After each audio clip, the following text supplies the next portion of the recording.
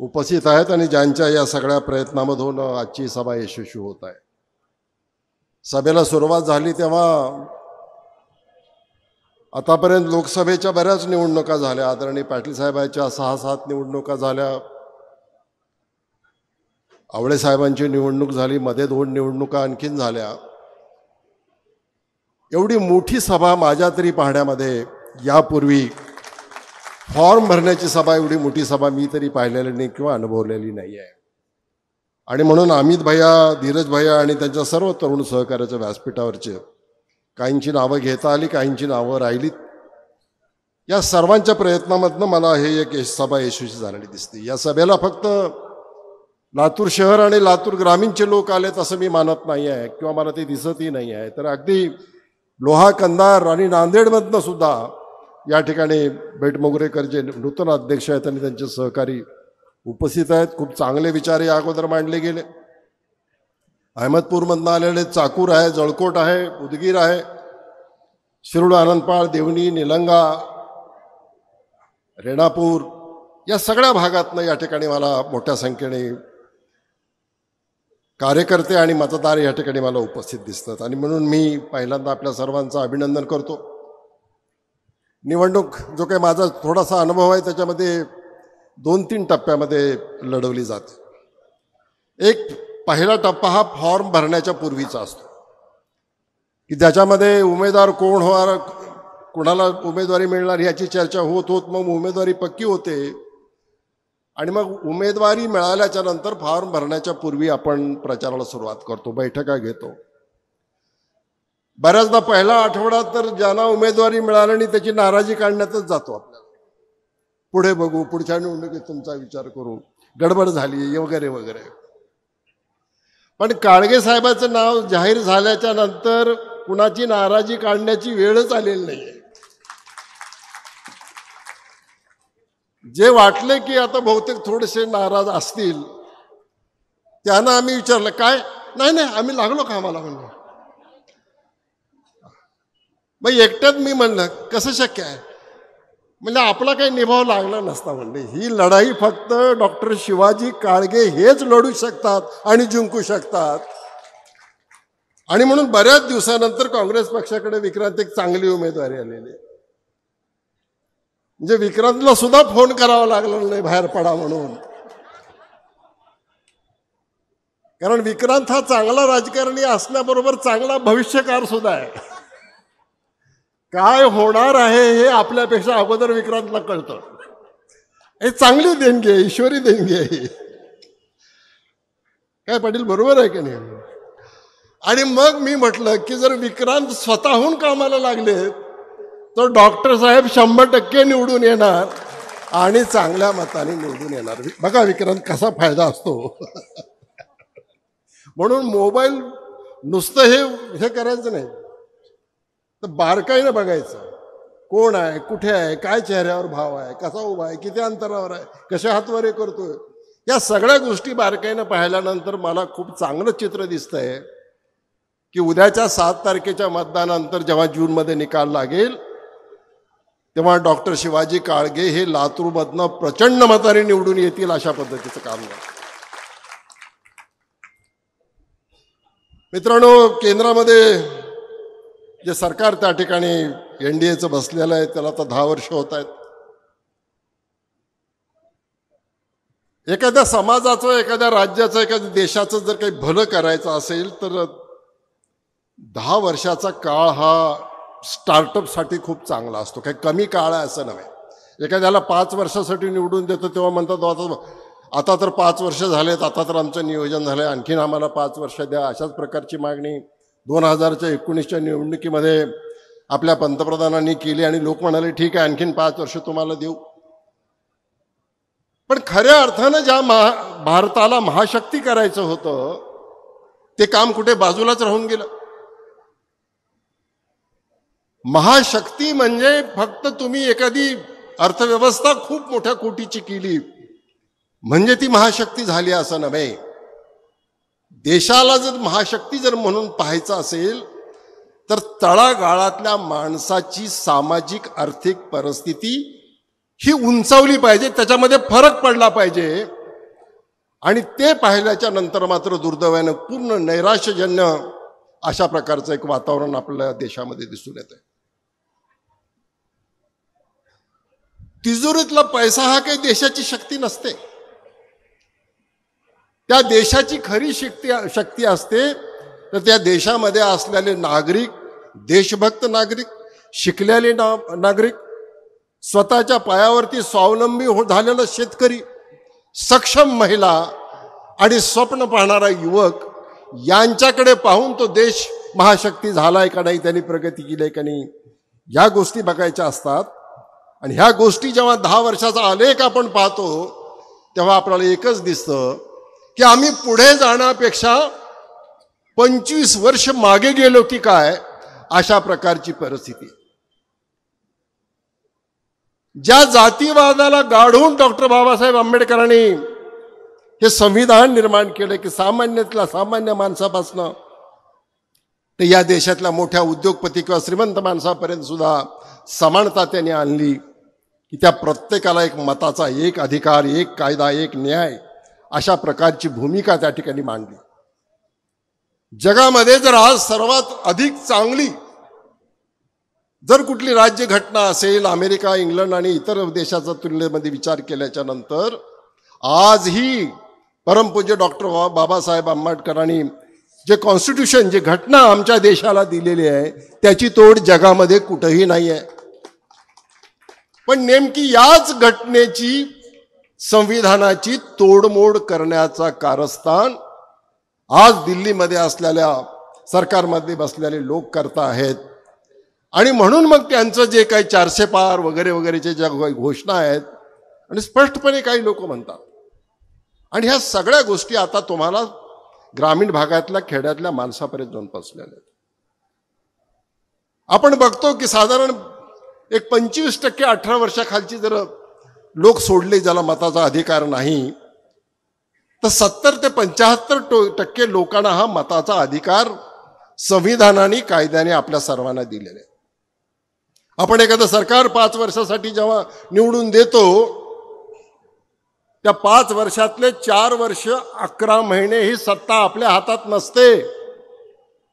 जरी आपण खासदार निवडून दिले, जरी आपण मंत्रिमंडळातल्या लोकांना काम करण्याची संधी दिली, जरी आम्ही राज्यामध्ये सरकार दिलं, तर 4 वर्ष 11 महिने त्यांच्या मर्जीनं जावं लागतं. पण डॉक्टर बाबासाहेब आंबेडकरांच्या संविधानाची गंमत बघा. निवडणूक आल्याच्या नंतर आणि आचारसंहिता झाल्याच्या नंतर सरकार आता जनतेच्या हातामध्ये आहे. आता तुम्ही मालक आहात. आणि म्हणून ह्या लोकांना सभा घेऊन तुमच्या समोर हात जोडावे लागतात, तुम्हाला विनवणी करावी लागते, तुमच्या समोर येऊन त्या सगळ्या खऱ्या खोट्या गोष्टी सांगाव्या लागतात.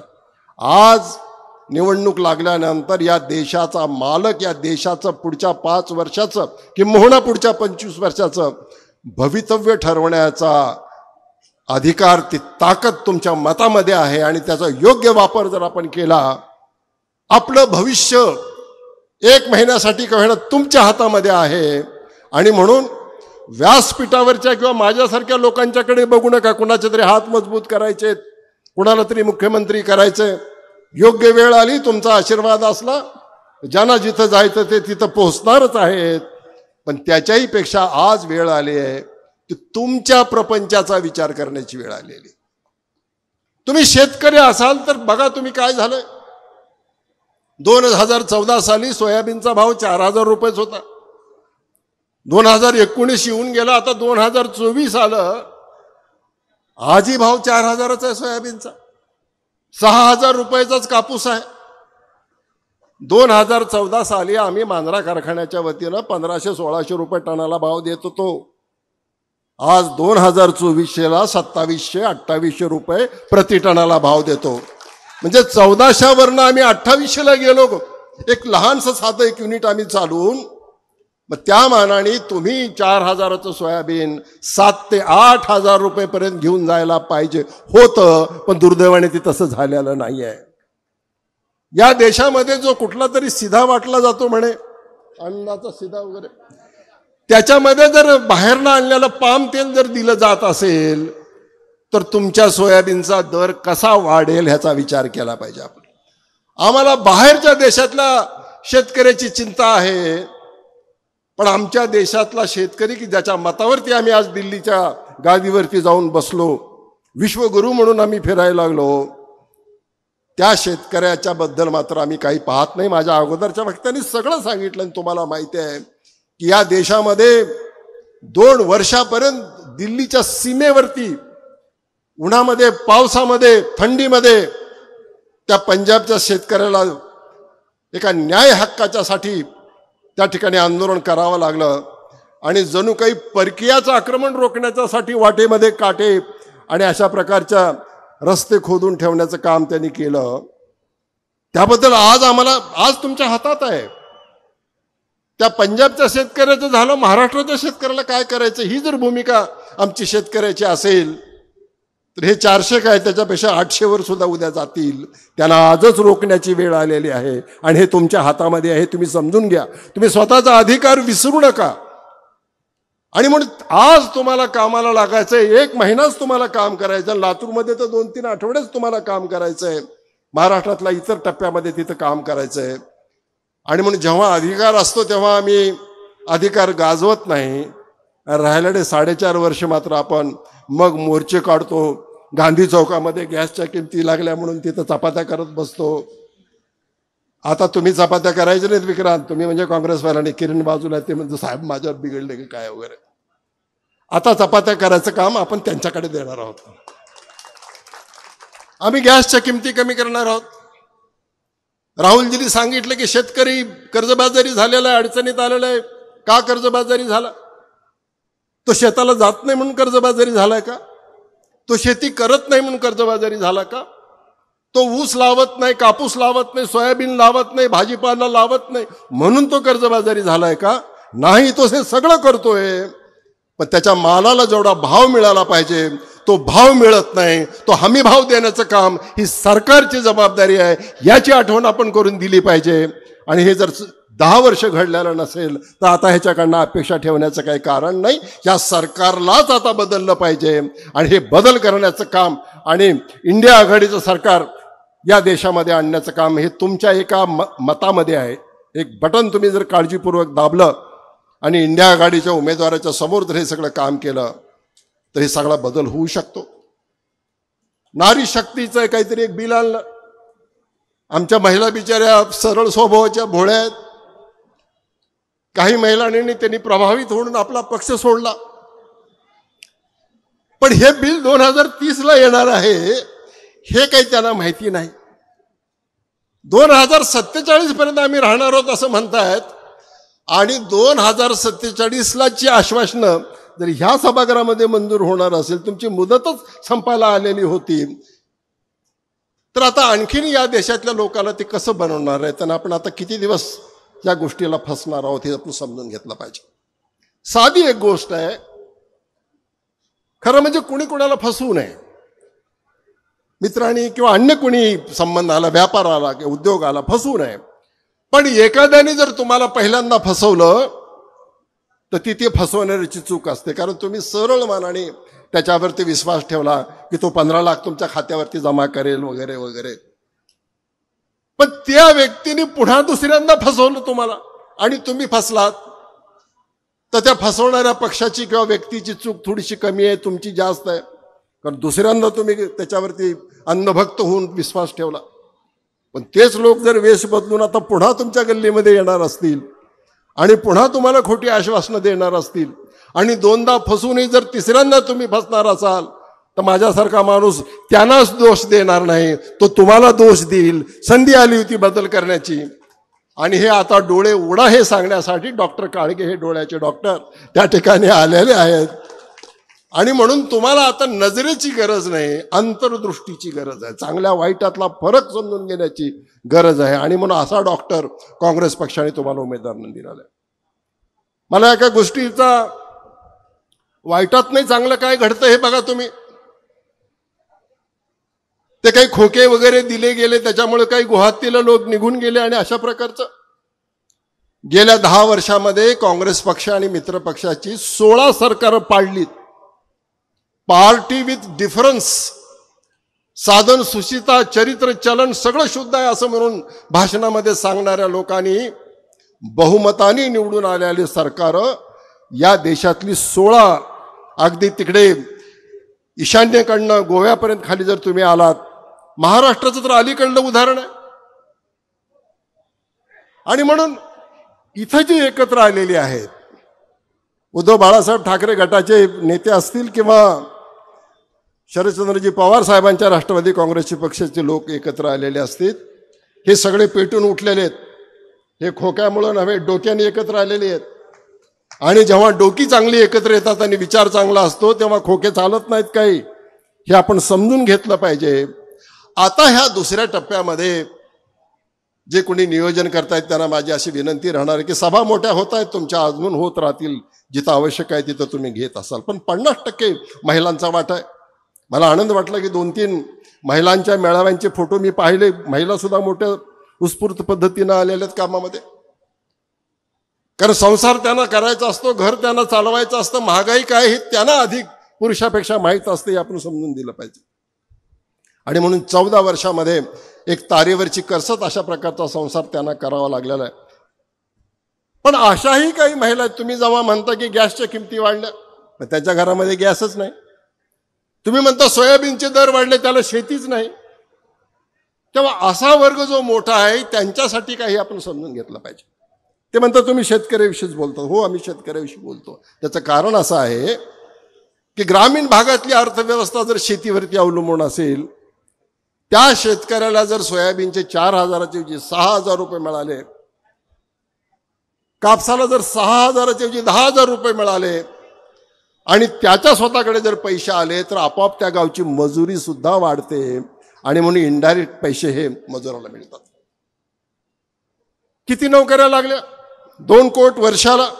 10 वर्षामध्ये किती? 20 कोटी लोक. म्हणजे जवळपास उत्तर प्रदेशची लोकसंख्या 24 कोटी काहीतरी आहे, त्याच्याजवळ महाराष्ट्र आता 11-11.5 कोटीला गेलाय. म्हणजे यांच्या हिशोबानेच ते 20 कोटी लोकांना नोकरी लागायला पाहिजे. पण नोकरी कोणाला लागली? तुम्ही इथं बसल्या बसल्या विचार करा की तुमच्या घरामध्ये कोणाला नोकरी लागली का 10 वर्षामध्ये?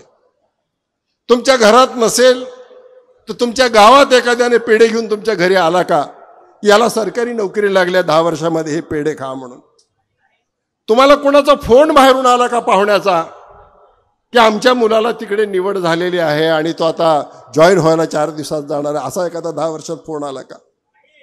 मुलांची लग्न जमेना गेलेत, त्याचं कारण मुलं दिसायला चांगली नाहीत असं नव्हे, पारावर बसून आहेत, शहरातल्या हॉटेलात बसून आहेत, संध्याकाळी धाब्यावर दुःख दूर करतायत.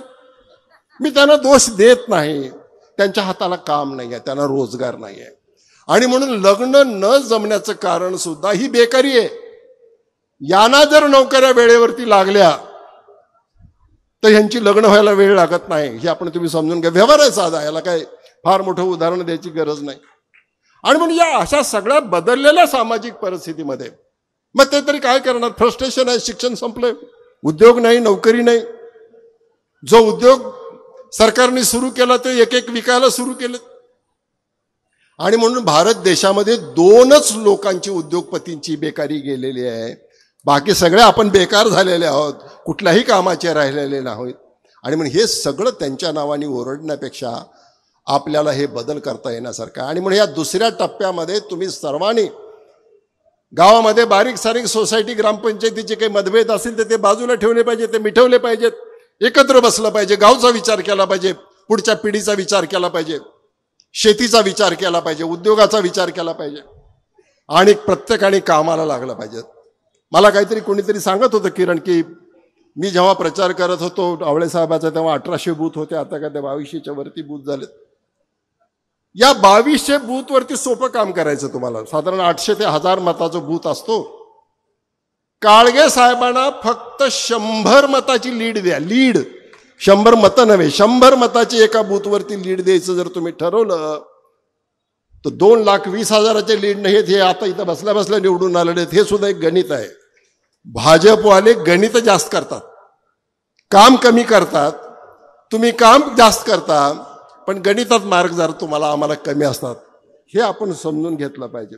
आणि म्हणून आता ही लढाई ही विचाराची आहे, डोक्यानं लढायची आहे. या पद्धतीनं दुसऱ्या टप्प्यात काम करायचं आणि तिसऱ्या टप्प्यामध्ये तर गावच सोडायचं नाही, आपली गल्ली आपला वार्ड सोडायचा नाही. जरा इकडे जाऊन येतो तिकडं भाषण करतो नाही, आहे त्या ठिकाणी मजबूतीने उभं राहा आणि त्या पद्धतीचं काम करा. मागच्या 2.5 वर्षामध्ये महाराष्ट्रामध्ये जे काही दुर्दैवानं झालं ते कुणालाही पटलेलं नाहीये. आणि एक जबाबदार व्यक्ती, जबाबदार मंत्री म्हणतायत की उद्धव ठाकरेजीची सेना ही नकली आहे, पवार साहेबाची नकली आहे. ह्याच्यापेक्षा आणखीन मोठी चेष्टा काय असू शकते. आणि म्हणून याला उत्तर जर द्यायचं असेल तर नुसता राग येऊन चालणार नाही, तर आम्हाला मेहनत करावी लागेल, आम्हाला लोकांच्यापर्यंत जावं लागेल, त्यांच्या न्याय हक्काच्या बदल आम्हाला हे प्रयत्न करावे लागतील.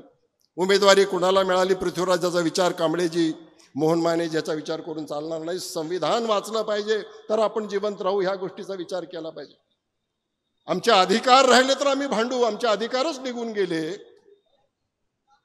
तर हे मग आम्हाला हे कोणासमोर मांडता येणार नाही. आणि म्हणून मी म्हणालो तसं महिना सव्वा महिनाभर या देशामध्ये राज्य कोणाचं असेल, या देशाचा राजा कोण असेल, तर या देशातला मतदार हा आज राजा आहे.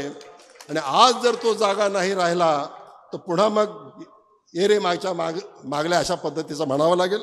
मी अधिक बोलणार नाही. खूप चांगला अशा प्रकारचा न्याय, अशा प्रकारचा हा काँग्रेसने आपल्यासमोर जाहीरनामा दिलेला आहे. अमित भाई यांनी सविस्तराने आपल्यासमोर सांगितलेले. पण याचा लाभ घेण्याच्यासाठी तुम्हाला तर माहिती आहे, कर्नाटकात तुम्ही बघितलं, तेलंगणात तुम्ही बघितलं, ज्या ज्या गोष्टीचं वचन राहुलजींनी आणि काँग्रेस पक्षाने, खरगे साहेबांनी दिलेलं होतं, पहिल्या कॅबिनेटमध्येच ते निर्णय घेतात आणि त्याची अंमलबजावणी सुरू करतात. आणि म्हणून हे सरकार बदललं, इंडिया आघाडीचं सरकार आलं, तर मला या गोष्टीचा विश्वास वाटतो की पहिल्याच कॅबिनेट मिटिंगमध्ये या सगळ्या जाहीरनाम्याची आश्वासनं तुम्हाला दिलेली आहेत, त्याबद्दल ते आवश्यक ठराव ते त्या मिटिंगमध्ये होतील, अशा प्रकारचा एक आशावाद मला निर्माण या ठिकाणी झालेला आहे. खूप चांगले सगळेजण कामाला लागलेले आहेत.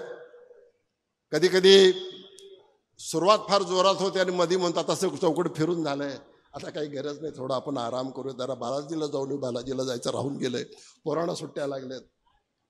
तेव्हा बालाजीवरनं सुद्धा मला व्हॉट्सअप येतात, हे आपल्याला माहिती राहावी. महाबळेश्वर, काश्मीर, तिथं सुद्धा तुम्ही गेला तरी तुमचा मित्र कोणीतरी मला पाठवतो. त्यामुळे आता मतदान होईपर्यंत माझ्यासहित कुणीही हेडक्वार्टर सोडणार नाही आणि जिद्दीनं आपण सगळे कामाला लागू, एवढंच या निमित्तानं सांगतो. आणि आजची सभा यशस्वी झाल्याबद्दल सर्व आमच्या तरुण मित्रांचं धन्यवाद देतो, आपल्या उपस्थितीबद्दल आपले धन्यवाद देतो. आणि डॉक्टर काळगे यांना खूप खूप शुभेच्छा देऊन विजयी भव अशा प्रकारच्या शुभेच्छा मी देतो. माझं भाषण संपवतो. जय हिंद. धन्यवाद साहेब. यानंतर या कार्यक्रमाचा आभार प्रदर्शन करण्यासाठी ॲडव्होकेट किरण जाधव यांना विनंती करतो. आजच्या या विशाल सभेस महाविकास आघाडीचे सर्व आदरणीय नेते